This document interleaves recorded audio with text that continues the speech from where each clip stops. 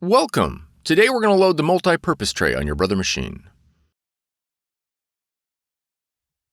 This video will cover multiple models and operating systems. Even though your machine may not match the model on the screen, the overall process will be the same. Raise the paper flap.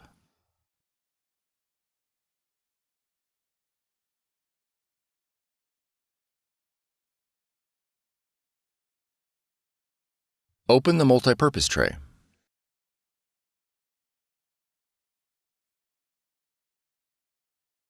Extend the paper support.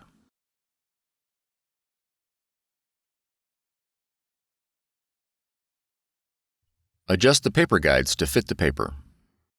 Place the paper on the multi-purpose tray with the printing side face up.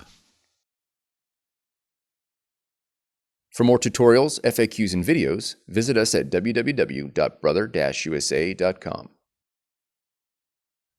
If you found this video helpful, be sure to subscribe.